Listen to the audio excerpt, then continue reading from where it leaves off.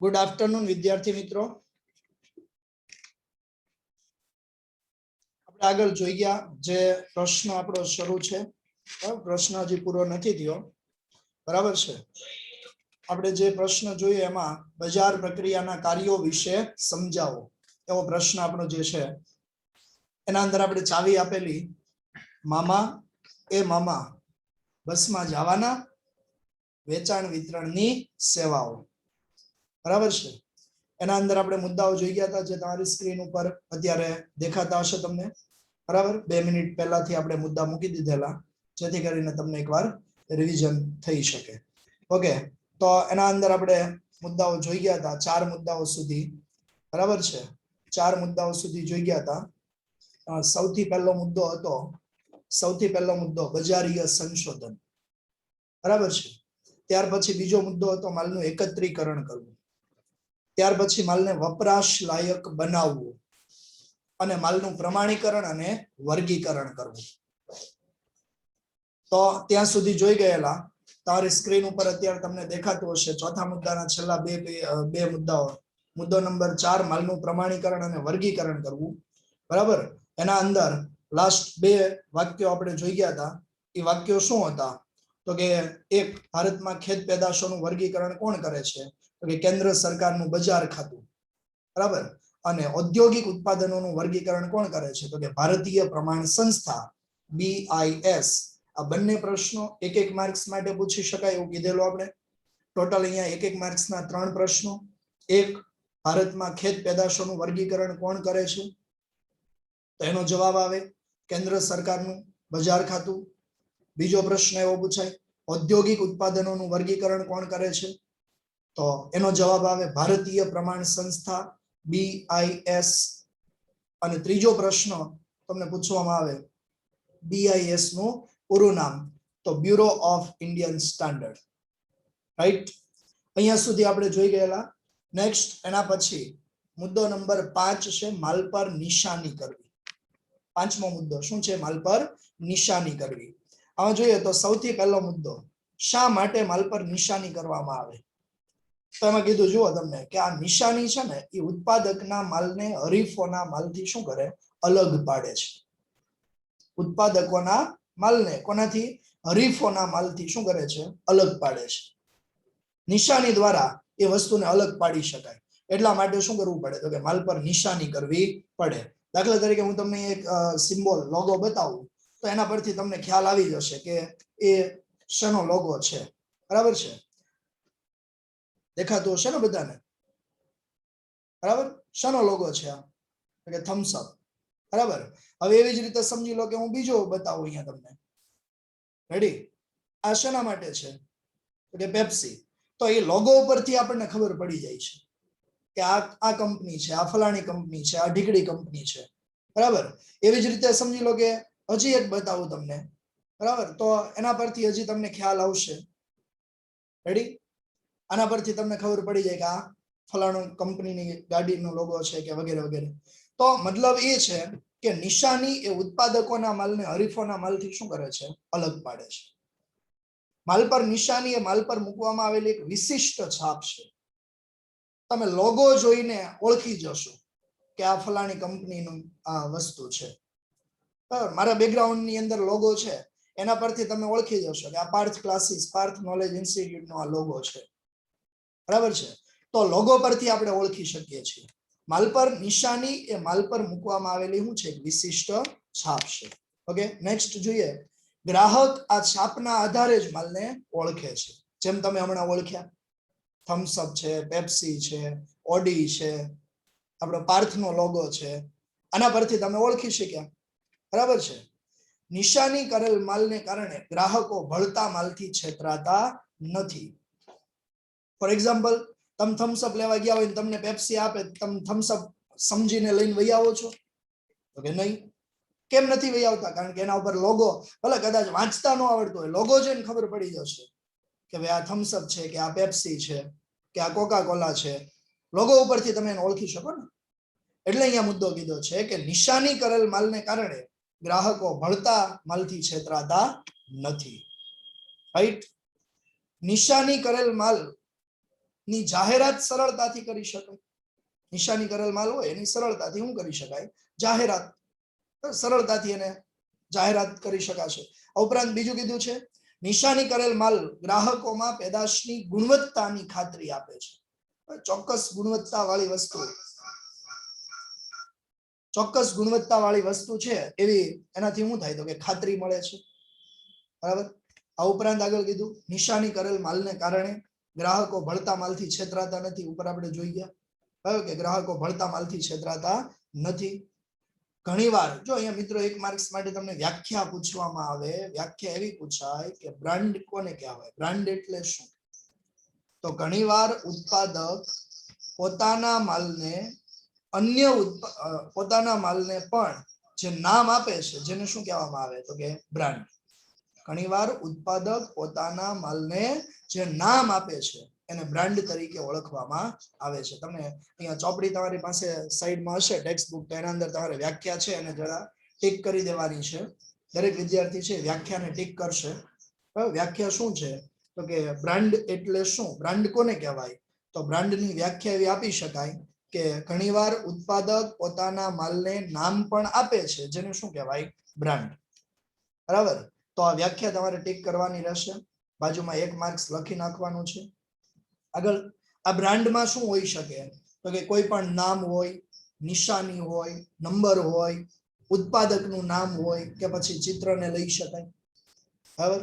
આ બ્રાન્ડની અંદર શું લઈ શકાય તો કે બ્રાન્ડમાં કોઈ પણ નામ, નિશાની, નંબર, ઉત્પાદકનું નામ કે પછી ચિત્રને લઈ શકાય છે. રેડી? ફરીથી જરા એકવાર રિપીટ કરીએ મુદ્દો આખો. માલ પર નિશાની કરવી. નિશાની એ ઉત્પાદકોના માલને હરીફોના માલથી અલગ પાડે છે. નિશાની એ શું કરે?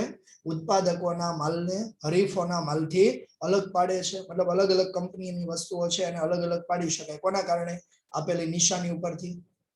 માલ પર નિશાની એ માલ પર મૂકવામાં આવેલી વિશિષ્ટ છાપ છે. ગ્રાહક આ છાપના આધારે જ માલને ઓળખી શકે છે.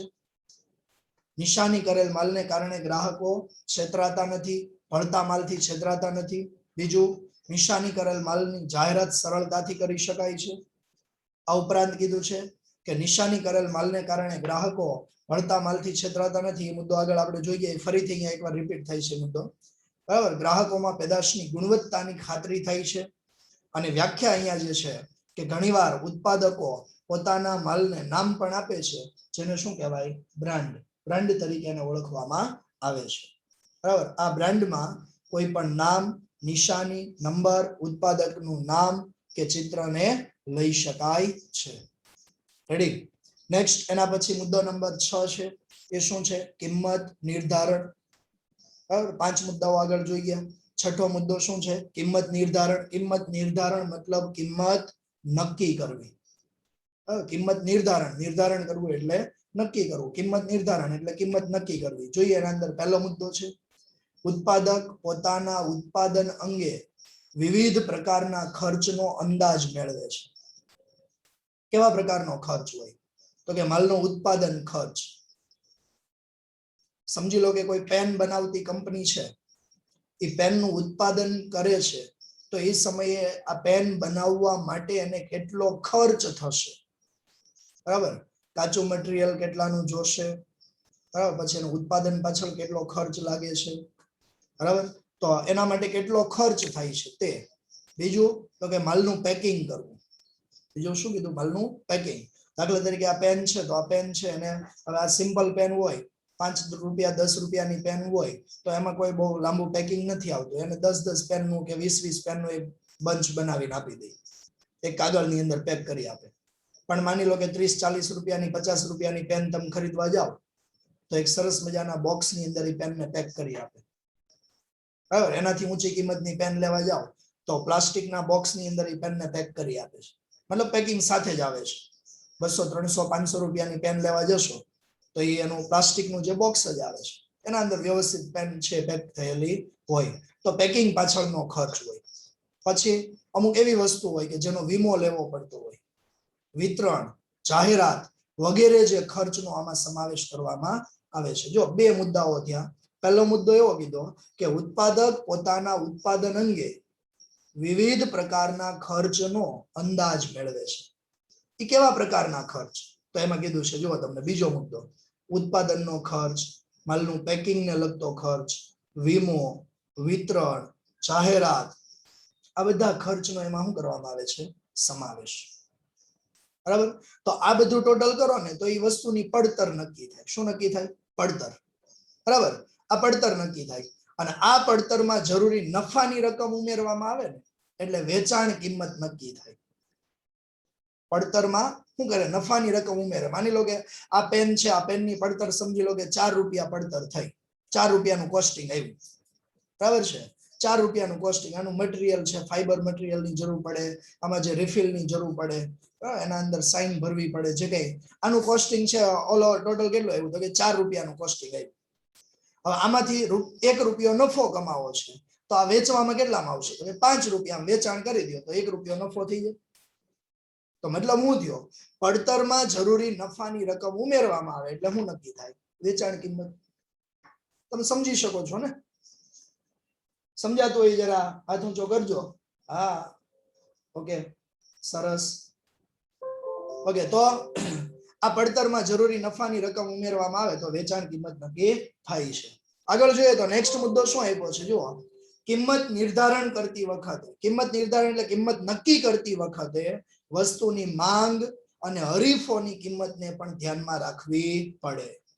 વસ્તુની માંગ કેટલી છે? જો વધારે વસ્તુની માંગ હશે, કોઈ વસ્તુની માંગ છે એ વધારે પ્રમાણમાં હશે તો એની કિંમત થોડીક વધારે રાખવામાં આવે તો ચાલશે. ક્યારે માંગ કેવી હોય? વધારે, તો થોડી કિંમત વધારે રાખો તો ચાલે. પણ માંગ ઓછી હશે તો કિંમત વધારે રાખી શકાશે? તો કે નહીં, કિંમત પણ કેવી રાખવી પડશે? ઓછી. સમજ પડે છે? એટલે કિંમત નક્કી કરતી વખતે વસ્તુની માંગ કેટલી છે, બીજું હરીફ વ્યક્તિ છે એ કેટલી કિંમતે વસ્તુનું વેચાણ કરે છે. હરીફ વ્યક્તિ, કોઈ એક કંપની છે એ ટીવી નું ઉત્પાદન કરે છે, એનું વેચાણ કરે છે, તો એની કમ્પેરિઝનમાં બીજી કંપની છે એ ટીવી નું ઉત્પાદન કરીને કેટલી કિંમતે વેચાણ કરે છે? બરાબર?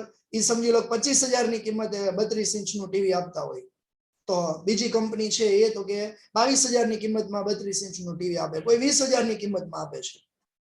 તો એ શું થયું? હરીફોની કિંમત.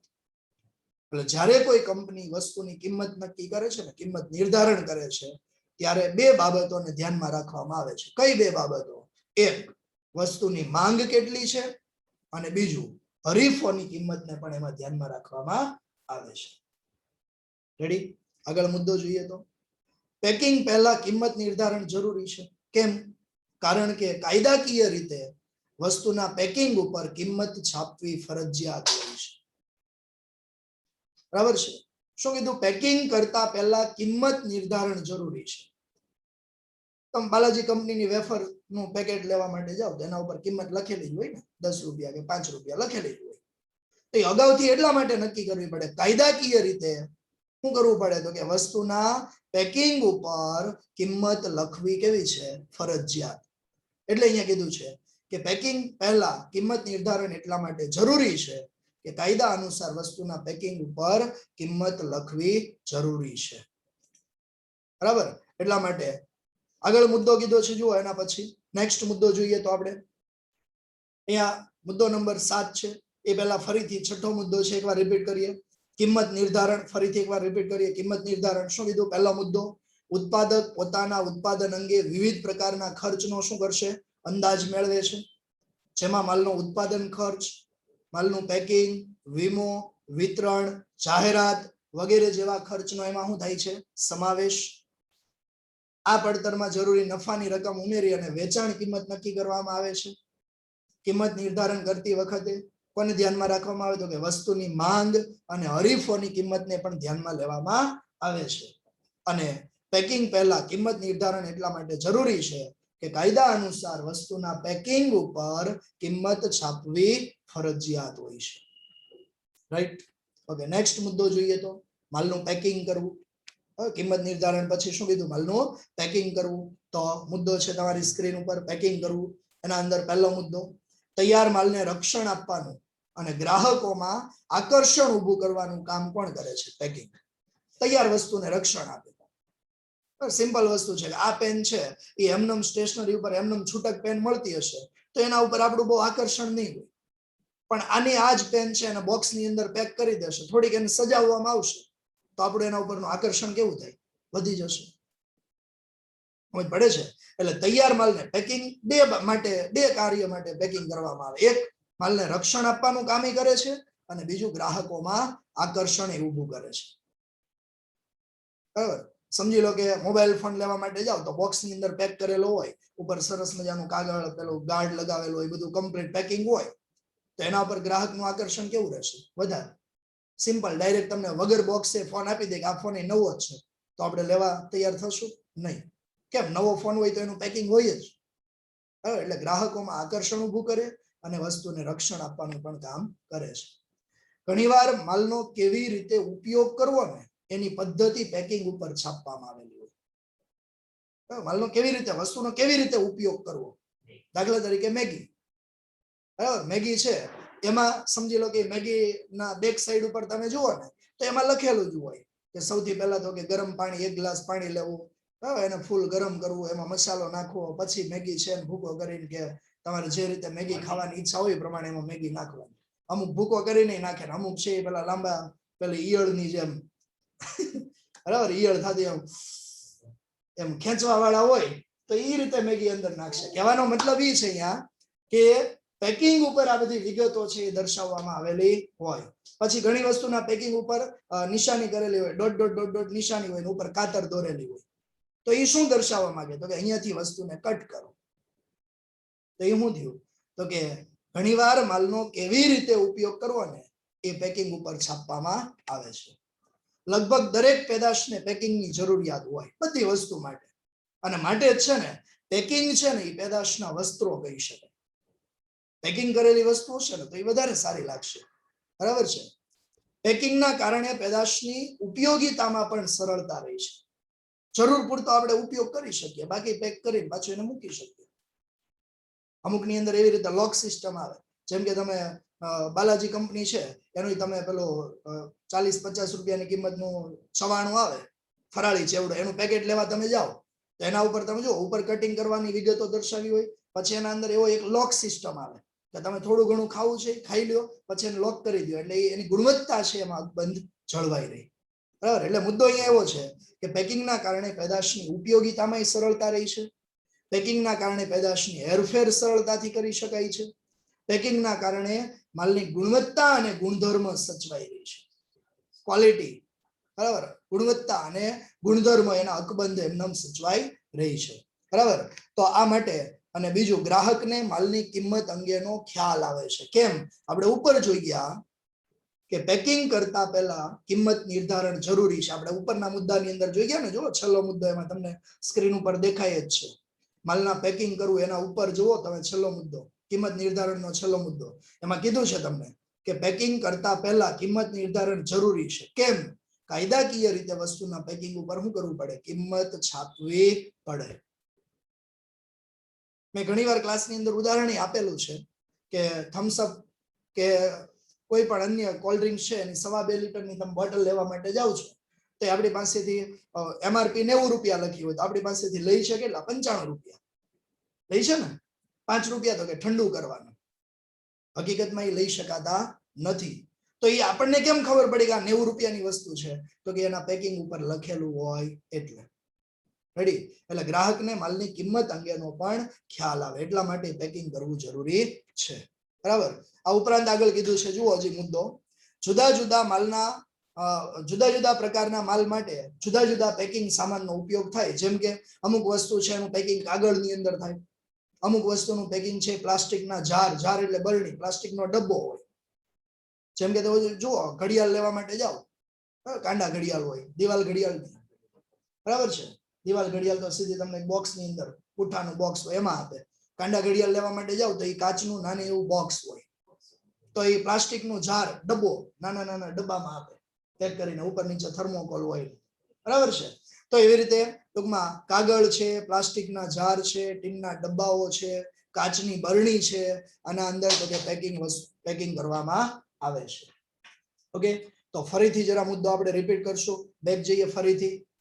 બરાબર બેક જશું આ મુદ્દો આવી ગયો ફરીથી મુદ્દો નંબર 7 માલનું પેકિંગ કરવું જો તૈયાર માલને રક્ષણ આપવાનું કાર્ય અને ગ્રાહકોમાં આકર્ષણ ઊભું કરવાનું કાર્ય છે એ કોણ કરે છે તો કે પેકિંગ ઘણીવાર માલનો કેવી રીતે ઉપયોગ કરવો તેની પદ્ધતિ પેકિંગ ઉપર છાપવામાં આવે છે લગભગ દરેક પેદાશોને પેકિંગની જરૂરિયાત હોય છે પેકિંગના કારણે પેકિંગ એ પેદાશના વસ્ત્રો કહી શકાય પેકિંગના કારણે પેદાશની ઉપયોગિતામાં સરળતા રહી છે તેના કારણે હેરફેર પણ સરળતાથી થાય ગુણધર્મો અને ગુણવત્તા સચવાઈ રહી છે અને ગ્રાહકને માલની કિંમત અંગેનો ખ્યાલ આવે છે આ ઉપરાંત મુદ્દો કીધો છે કે જુદા જુદા માલના જુદા જુદા પ્રકારના માલ માટે જુદા જુદા પેકિંગ સામાનનો ઉપયોગ કરવામાં આવે જેમ કે અહીંયા દાખલા તરીકે કીધું છે કે અમુક વસ્તુના પેકિંગ માટે કાગળનો ઉપયોગ થાય અમુકમાં પ્લાસ્ટિકના જાર અમુકમાં ટીનના ડબ્બા હોય કાચની બરણી હોય વગેરે પેકિંગ સામાન ઉપયોગમાં લેવામાં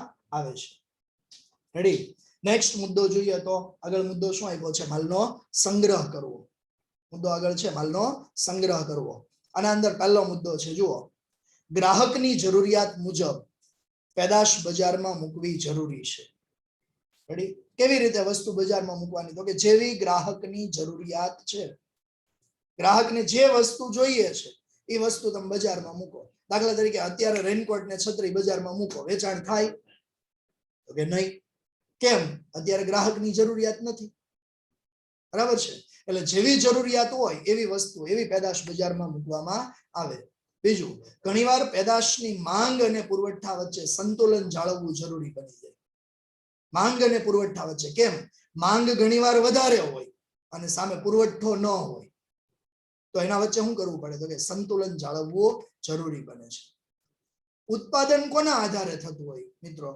તો કે હંમેશા ભવિષ્યની માંગના આધારે ભવિષ્યમાં કોઈ વસ્તુની માંગ કેટલી રહેશે એના આધારે શું કરવામાં આવે ઉત્પાદન દાખલા તરીકે ઠંડા પીણા છે એની માંગ અત્યારે વધે આઈસ્ક્રીમ છે એની માંગ અત્યારે વધે કેમ ઉનાળો શરૂ થયો એટલે શિયાળો છે ચોમાસું છે એના અંદર એટલી બધી ઠંડા પીણાની આઈસ્ક્રીમની માંગ હોય છે ચોક્કસ પણ અત્યારે ઉનાળામાં જેટલી માંગ હોય એટલી ત્યારે હોય નહીં તો મતલબ શું છે કે ઉત્પાદન એ હંમેશા કોને ધ્યાનમાં રાખીને થાય ભવિષ્યની માંગને આધારે કોના આધારે થાય ભવિષ્યની માંગના આધારે જેમ કે મેં કીધું કે રેનકોટ છત્રી છે એની માંગ અત્યારે છે તો કે નહીં પણ ચોમાસું જેવું શરૂ થશે વરસાદ શરૂ થશે એટલે તરત જ એની માંગ એકાએક વધશે તો એના આધારે અત્યારથી શું કરવું પડે ઉત્પાદન બરાબર એટલે ભવિષ્યની માંગના આધારે ઉત્પાદન કરવામાં આવે આથી માલનો સંગ્રહ કરવો આવશ્યક છે હવે ચોમાસું શરૂ થાય ત્યારે ઉત્પાદન કરવા બેસે તો મેળ ન આવે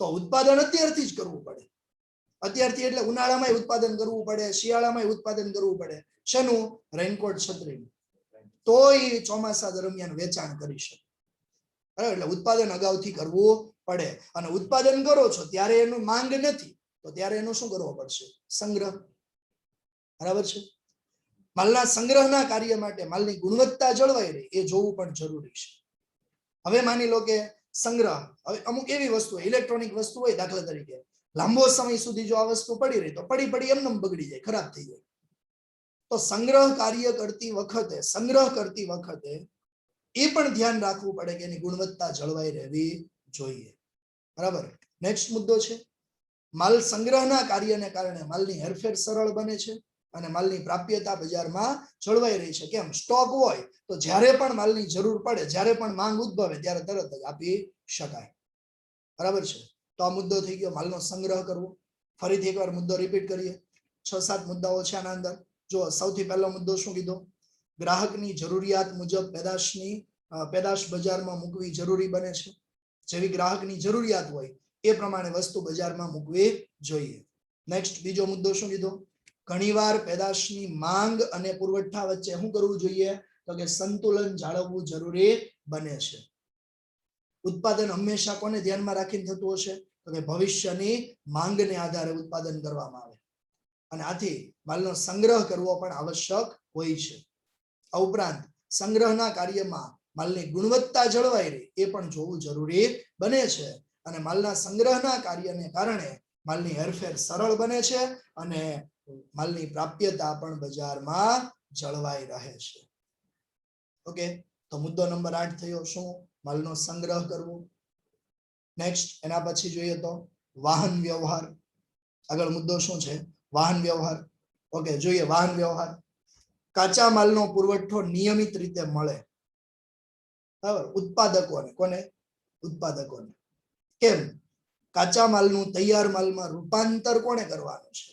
તો કે ઉત્પાદકોએ. એટલે ઉત્પાદક છે એને કાચા માલનો પુરવઠો નિયમિત રીતે મળી રહેવો જોઈએ, તો ઉત્પાદન છે એ કન્ટિન્યુ જળવાઈ રહેશે. બીજું, તૈયાર માલ ગ્રાહક સુધી પહોંચાડવા માટે. જો વાહનની જરૂર શા માટે છે? તો પહેલું કારણ એ કાચા માલનો પુરવઠો નિયમિત રીતે મળે. બીજું કારણ એ તૈયાર માલ ગ્રાહક સુધી પહોંચાડવા માટે. કેમ? ઘણીવાર એવી અમુક વસ્તુ એવી હોય કે જેનું ઉત્પાદન કે બહાર થતું હોય, બરાબર, અને અહીંયા વેચાણ થતું હોય. માની લો ઉત્પાદન અમદાવાદની અંદર થાય છે, વેચાણ એનું સુરતમાં કરવું છે, તો વાહન વ્યવહાર દ્વારા વસ્તુ અહીં લાવવી પડશે. પછી ઘણી વસ્તુના વિતરણ કરવા માટે વાહન વ્યવહારની વિવિધ સાધનોનો ઉપયોગ કરવામાં આવે.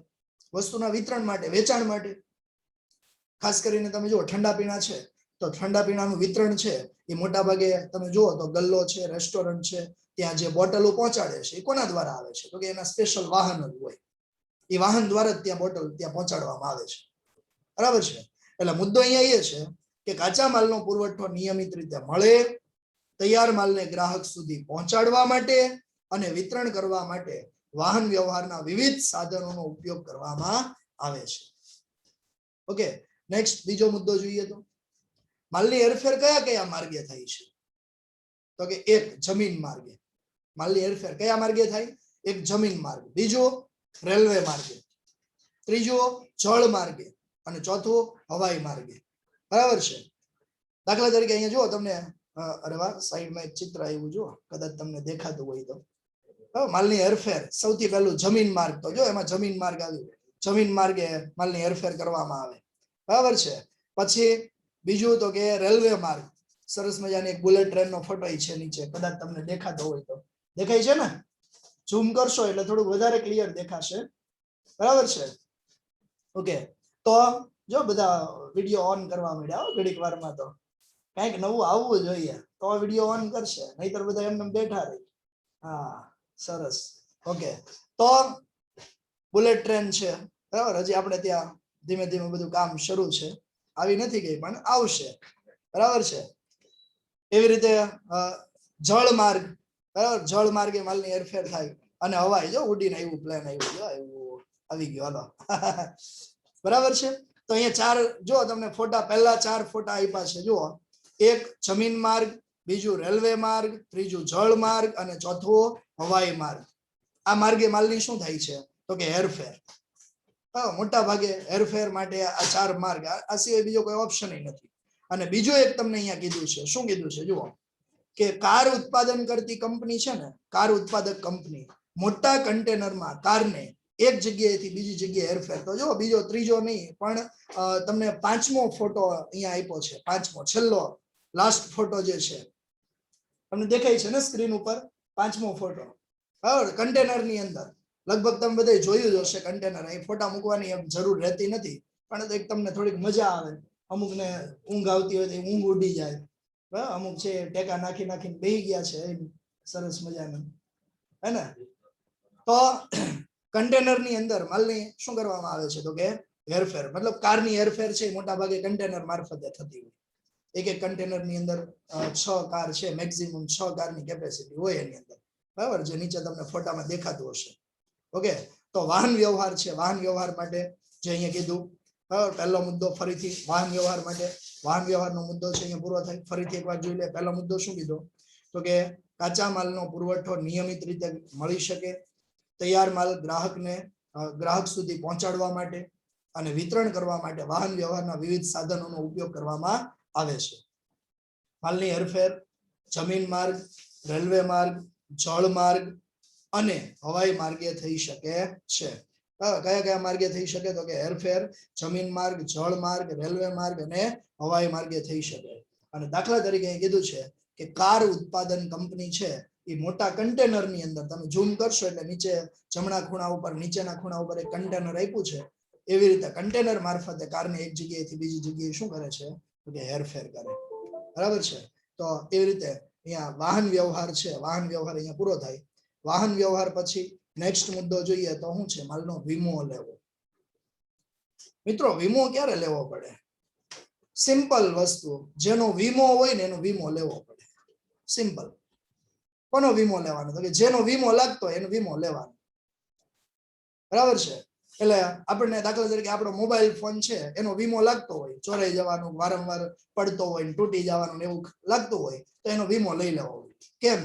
વીમો લઈ લેશો એટલે આપણી વસ્તુ છે, વીમો લઈ લ્યો એટલે નુકસાન અટકી નથી જતું.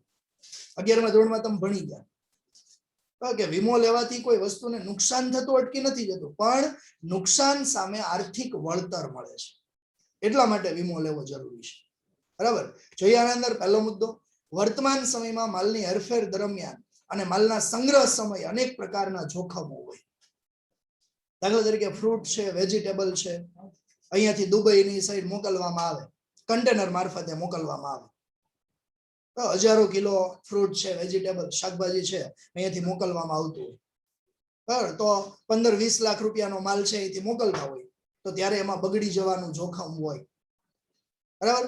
તો એનો વીમો એટલા માટે લેવો જરૂરી છે કે આવું કંઈ પણ નુકસાન થાય તો એની સામે વળતર મળે. એટલે વર્તમાન સમયમાં માલની હેરફેર દરમિયાન કે માલના સંગ્રહ સમય અનેક પ્રકારના જોખમો છે. કેવા જોખમો? તો આ તમારી સ્ક્રીન ઉપર દેખાશે તમને. કેવા પ્રકારના જોખમો છે?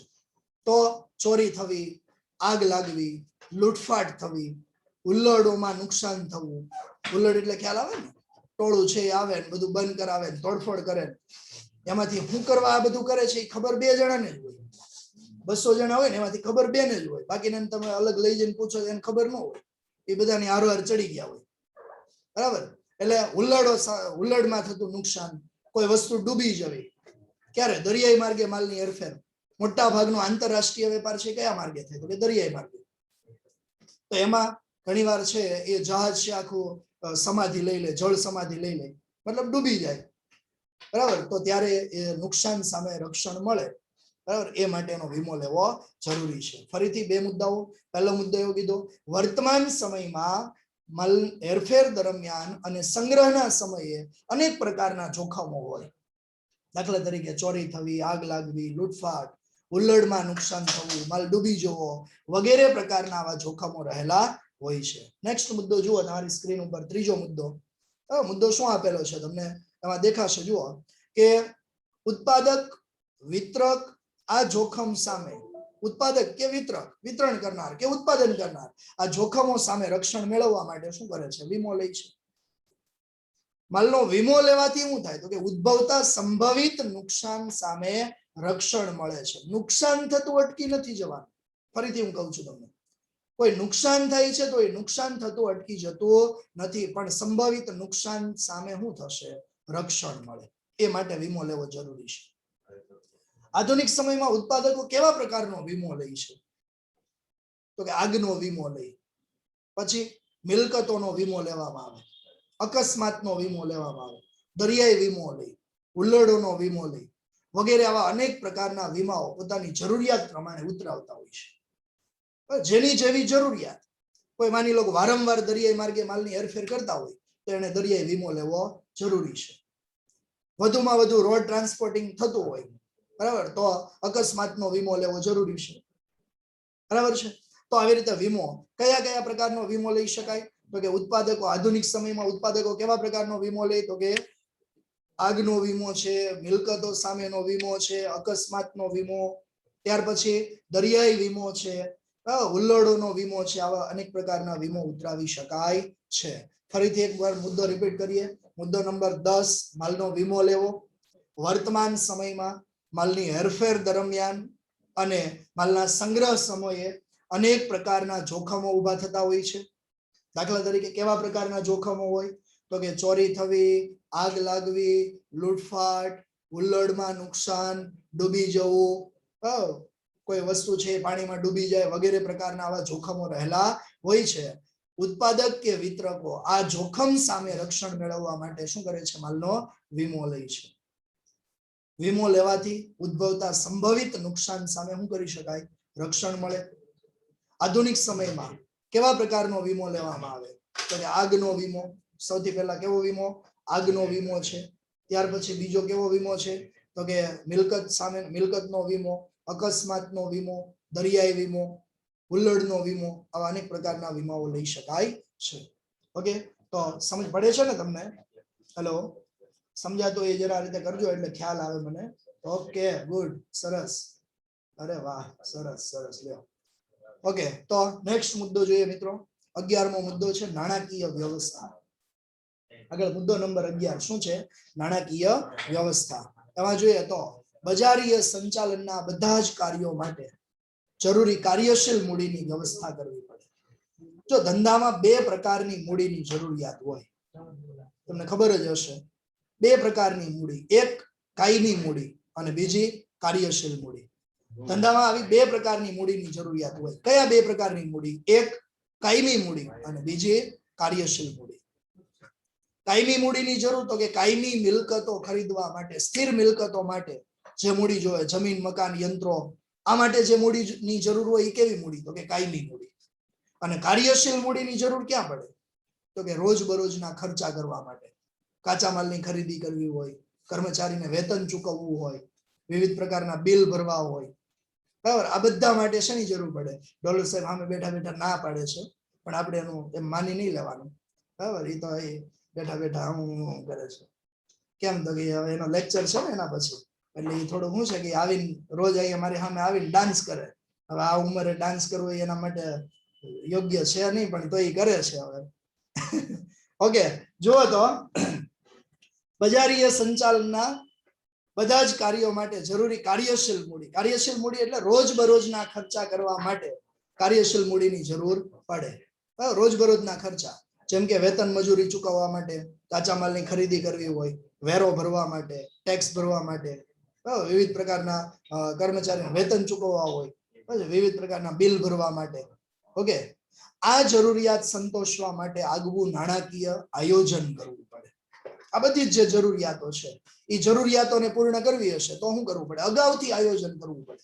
અગાઉથી આયોજન મતલબ દર મહિને કર્મચારીને કેટલું વેતન ચૂકવવાનું થાય છે એ માટે અગાઉથી શું કરવું પડે? આયોજન નક્કી કરવું પડે અગાઉથી, બરાબર છે? પછી તો કે દર મહિને કેટલું લાઇટ બિલ આવે છે કે અન્ય કઈ બિલ ભરવાના થતા હોય, બરાબર છે? તો એ અગાઉથી શું કરવું પડે? એનું આયોજન, આગવું નાણાકીય આયોજન કરવું પડે. આગળ જોઈએ તો મુદ્દો છે બજારીય સંચાલકે કયા બજારીય કાર્યમાં કેટલા નાણાં જોશે? કયા બજારીય કાર્યમાં એટલે કયું કાર્ય કરવા માટે કેટલી નાણાંની જરૂર પડશે, એ નાણાં ક્યારે જોશે વગેરે બાબતનું શું કરવું પડશે? તો કે આયોજન. રેડી? કયું કાર્ય કરવા માટે, દાખલા તરીકે ઉત્પાદનનું કાર્ય કરવું છે તો એના માટે કેટલા નાણાં જોશે? જાહેરાત કરવી છે તો એના માટે કેટલા નાણાં જોશે? કયા કાર્ય માટે કેટલા નાણાંની જરૂર પડશે, એ નાણાં ક્યારે જોશે? જાહેરાત ક્યારે કરવી છે એના આધારે નાણાંની જરૂર પડશે. ઉત્પાદન ક્યારે કરવું છે એના આધારે નાણાંની જરૂર પડશે. ક્યારે કાચા માલની ખરીદી કરવી છે એના આધારે નાણાંની જરૂર પડશે, બરાબર? એટલે મુદ્દો આખો એવો છે, સમજો. બજારીય સંચાલકોએ કયા કાર્ય માટે કેટલા નાણાંની જરૂર પડશે, એ નાણાં ક્યારે જોશે વગેરે બાબતો માટે અગાઉથી શું કરવું પડે? આયોજન, બરાબર છે? આગળ કીધું છે ઘણીવાર મોસમી પેદાશો માટે કોઈ ચોક્કસ મોસમમાં જાહેરાત કરવામાં આવે. મોસમી પેદાશ હોય એના માટે તો કે ચોક્કસ મોસમ, ચોક્કસ ઋતુમાં અમુક વસ્તુનું વેચાણ છે મોસમી. જેમ કે અત્યારે છે ને ફ્રીજ છે, એસી છે, એની જાહેરાતો વધારે જોવા મળશે. બીજી બધી જાહેરાતો કરતા ફ્રીજ, એસી એની જાહેરાત વધારે પ્રમાણમાં થાય. કેમ? અત્યારે એની મોસમ છે, અત્યારે એનું વેચાણ વધારે થાય તો એ જાહેરાત અત્યારે વધારે. ચોમાસા દરમિયાન છે ફ્રીજ ને એસી ની એની જાહેરાતો કેવી હોય? ઓછી. ત્યારે જાહેરાતો ઓછી થતી હોય, અત્યારે જાહેરાતો કેવી થતી હશે? વધારે. તો મોસમી પેદાશ માટે કોઈ ચોક્કસ મોસમમાં જાહેરાત કરવામાં આવે. આ માટે નાણાંની જરૂરિયાત માટે અગાઉથી શું કરવી પડે? વ્યવસ્થા. ખબર જ છે કે ઉનાળાના સમય દરમિયાન જાહેરાત કરવી છે તો એ માટે અગાઉથી વ્યવસ્થા કરવી પડે. નેક્સ્ટ મુદ્દો શું કીધો? જુઓ, જરૂરી સમય નાણાંની ઉપલબ્ધતા. જરૂર હોય ત્યારે નાણાં મળી શકે અને બજારીય સંચાલનના જુદા જુદા કાર્યો જેવા કે જાહેરાત ઝુંબેશ, વિતરણ વ્યવસ્થા. વિતરણ વ્યવસ્થામાં ઉત્પાદક, જથ્થાબંધ વેપારી, છૂટક વેપારી, બરાબર? વિતરણ વ્યવસ્થા ઊભી કરવી, માલનું બ્રાન્ડિંગ કરવું, બજારીય સંશોધન કરવું. બજારની અંદર કંઈક નવા સંશોધન. સંશોધન શા માટે? તો કે નવી વસ્તુ આપવા માટે સતત નવા શું કરવા પડે? સંશોધનો. બરાબર. તો બજારીય સંશોધન વગેરે વચ્ચે સંકલન કરવાનું કાર્ય એ કોનું છે? તો કે બજારીય સંચાલકનું છે. ઓકે, તો આ મુદ્દો નંબર 11 થયો. ફરીથી 11મો મુદ્દો ફરીથી એકવાર જોઈ લઈએ. સૌથી પહેલો મુદ્દો એમાં કીધો છે બજારીય સંચાલનના બધા જ કાર્યો માટે જરૂરી કાર્યશીલ મૂડીની વ્યવસ્થા કરવી પડશે. આ જરૂરિયાત સંતોષવા માટે આગવું નાણાકીય આયોજન કરવું પડે. બજારીય સંચાલકે કયા બજારીય કાર્યમાં કેટલા નાણાંની જરૂર પડશે, નાણાં ક્યારે જોશે, એ બાબતનું અગાઉથી શું કરવું પડે છે? આયોજન. ઘણીવાર મોસમી પેદાશ માટે કોઈ ચોક્કસ મોસમમાં જાહેરાત કરવી હોય, બરાબર, તો એના માટે કેટલી નાણાંની જરૂર પડશે એની અગાઉથી વ્યવસ્થા કરવી પડશે. જરૂરી સમયે નાણાંની ઉપલબ્ધતા, બજારીય સંચાલનના જુદા જુદા કાર્યો જેવા કે જાહેરાત ઝુંબેશ કરવી હોય, વિતરણ વ્યવસ્થા ઊભી કરવી હોય, માલનું બ્રાન્ડિંગ કરવું હોય, બજારીય સંશોધન કરવું હોય, નવી વસ્તુઓ માટેના સતત સંશોધનો કરવા વગેરે વચ્ચે સંકલન કરવાનું કાર્ય એ કોણ કરે છે? બજારીય સંચાલક. બરાબર છે. આગળ મુદ્દો છે જાહેરાત. નેક્સ્ટ મુદ્દો શું છે? જાહેરાત, એડવર્ટાઇઝ. માંગના અંદાજના આધારે અને નાણાંની પ્રાપ્યતાના ધોરણે જાહેરાતની વ્યૂહરચના કરવામાં આવે. જાહેરાતની વ્યૂહરચના શાના આધારે? માંગનો અંદાજ. અંદાજિત વસ્તુની માંગ ક્યાં કેટલી હશે એના આધારે જાહેરાત થાય. અને બીજું, નાણાંની પ્રાપ્યતાના ધોરણે. હવે ઘણીવાર એવું બને કે એકમને જાહેરાત બહુ મોટી કરવી છે પણ મૂડી ન હોય, નાણાં ન હોય, તો એ જાહેરાત કરી શકશે નહીં. એટલે નાણાંની પ્રાપ્યતા પણ હોવી જોઈએ, પૂરતા પ્રમાણમાં નાણાં પણ હોવા જોઈએ. જાહેરાત કરવી છે ખાલી માંગના આધારે જાહેરાત નહીં થાય, સામે નાણાં પણ હોવા જોઈએ. બીજો મુદ્દો શું કીધો? જાહેરાતના કાર્યનો આધાર એ પેદાશના પ્રકાર ઉપર હોય. શેના ઉપર હોય? એક વસ્તુનો પ્રકાર. કેવા પ્રકારની વસ્તુ છે? હરીફોની જાહેરાત કરવાની વ્યૂહરચના ઉપર એ આધાર રાખે. માની લો કે હરીફ વ્યક્તિ છે, હરીફ કંપની છે, એ જાહેરાત કરે છે કે નથી કરતા. જો એ જાહેરાત કરે છે તો કેવા પ્રકારની જાહેરાત કરે છે એના ઉપર આધારે. માની લો કોઈ હરીફ વ્યક્તિ જાહેરાત કરતા જ નથી તો પોતાના એકમ માટે પોતે જાહેરાત કરવાની બહુ જરૂર રહેશે નહીં. પણ માની લો તમે જાહેરાત કરવાની શરૂઆત કરી એટલે હરીફ કંપનીઓ છે એને ફરજિયાત જાહેરાત કરવી જ પડશે. તો જાહેરાતનો આધાર કોના ઉપર છે? હરીફોની જાહેરાતની વ્યૂહરચના ઉપર આધાર રહી, જે તે માધ્યમની અસરકારકતા ઉપર રહેલો હોય છે. એટલે મુદ્દો અહીંયા કીધો, જાહેરાતના કાર્યનો આધાર છે એ પેદાશના પ્રકાર ઉપર, હરીફોની જાહેરાતની વ્યૂહરચના અને તેના માધ્યમની અસરકારકતા ઉપર રહેલો હોય છે. જાહેરાત છે ને એ પેદાશની માંગ ઊભી કરવામાં મહત્વનો ફાળો આપે છે. શેના માટે? જાહેરાત એ વસ્તુની માંગ ઊભી કરવામાં. કેમ? જાહેરાત કરશો એટલે જે લોકોને વસ્તુ વિશે ખ્યાલ નથી એને ખ્યાલ આવશે.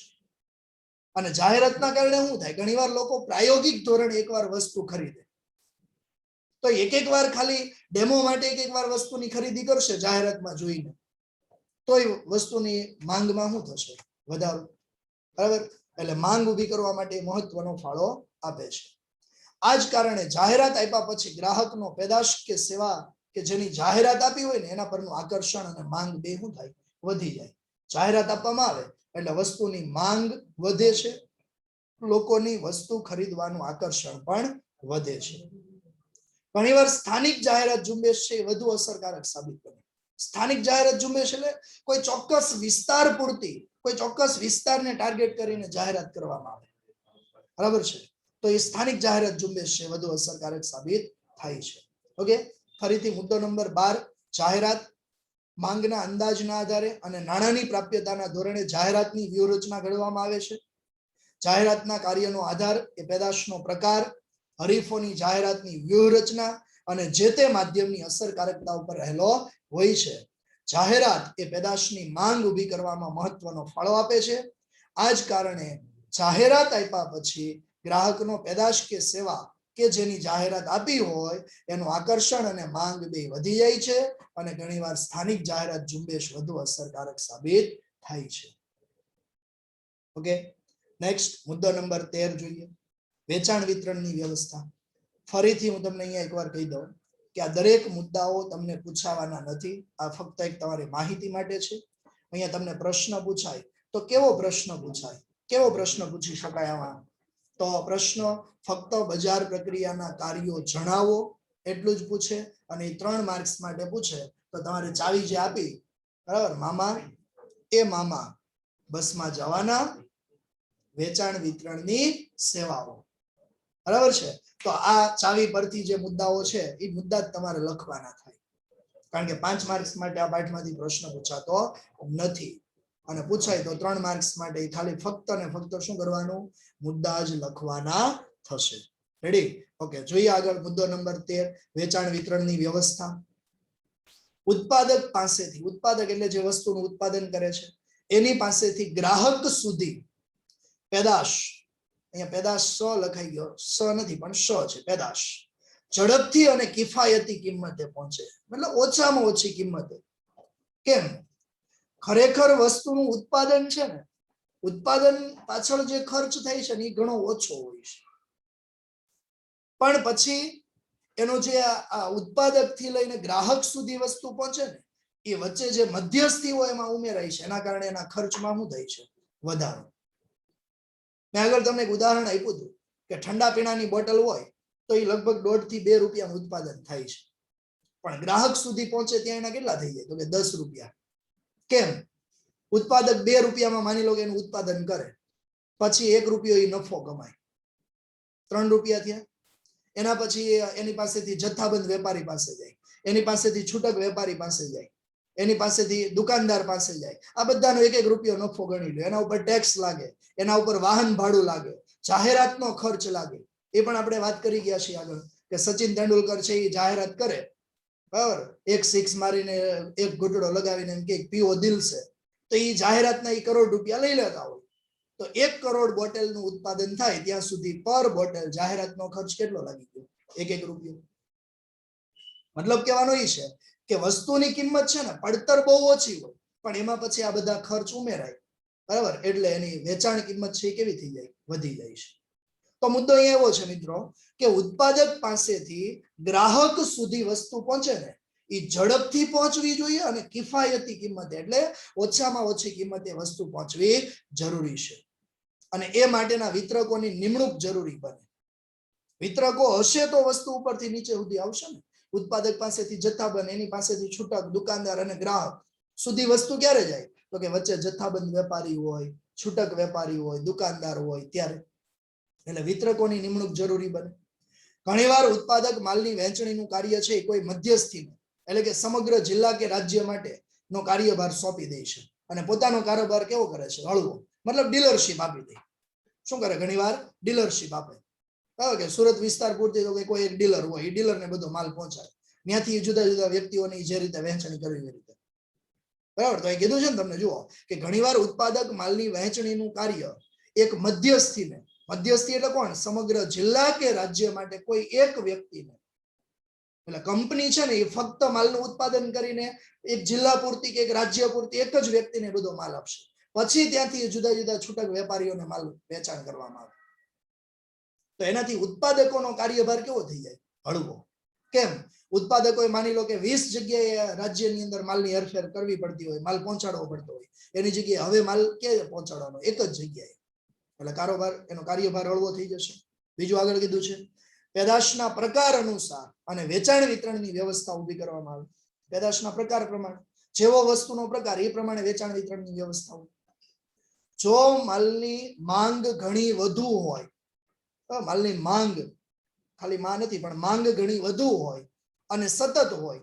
તો વિતરણના બધા જ વિકલ્પોનો ઉપયોગ કરવો પડશે તો આ દરેક મુદ્દો ચોપડીની અંદર તમે જોઈ શકો ચોપડીમાં આપેલું જ છે બધું અને ઘણા જોતા હશે સાથે સરખામણી કરતા હશે પારસભાઈ કહે ને એમાં શ્રદ્ધાનો વિષય છે બરાબર ને ઓકે હા તો જો માલની માંગ ઘણી વધુ હોય અને સતત હોય તો વિતરણના બધા જ વિકલ્પોને ઉપયોગમાં લેવા પડે મતલબ સેલ્સમેન દ્વારા વેચાણ વિતરણ કરવું પડે દુકાન પરથી વસ્તુનું વેચાણ કરવું પડે દાખલા તરીકે આઈફોન કંપની છે એપલ કંપની છે એને શરૂઆતમાં ફોન લોન્ચ કર્યા તો એના સ્પેશિયલ એપલ સ્ટોર હતા શરૂઆતના સમયમાં કેમ ત્યારે એની માંગ છે ને બહુ ઓછી હતી કેમ લોકો માટે ગ્રાહક માટે ફોન કેવો હતો તો કે નવો હતો અત્યારે તમે જુઓ તો કોઈ પણ મોબાઈલની દુકાન ઉપર જાઓ તમને ત્યાંથી આઈફોન મળશે એપલ મળશે કેમ તો કે હવે એની માંગ કેવી છે વધારે.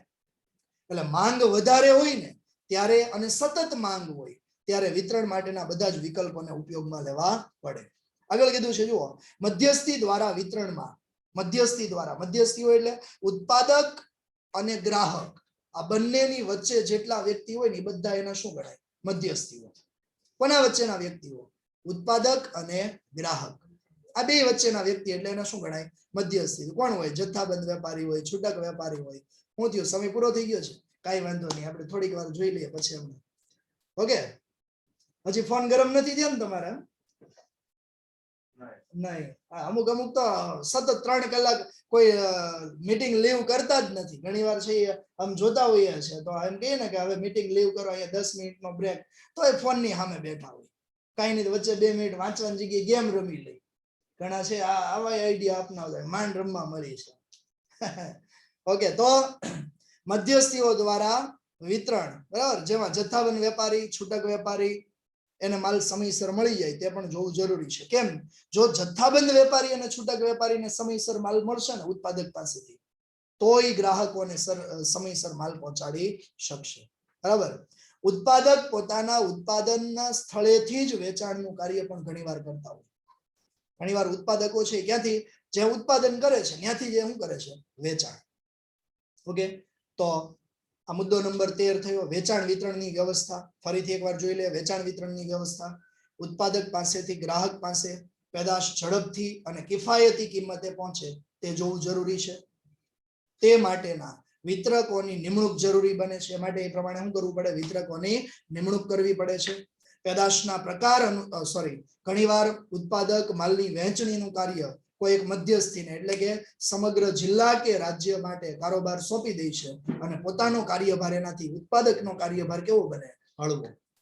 પેદાશના પ્રકાર અનુસાર વેચાણ વિતરણની વ્યવસ્થા ઊભી કરવામાં આવે છે. જો માલની માંગ ઘણી વધુ હોય અને સતત હોય તો વિતરણના બધા જ વિકલ્પોને ઉપયોગમાં લેવામાં આવશે.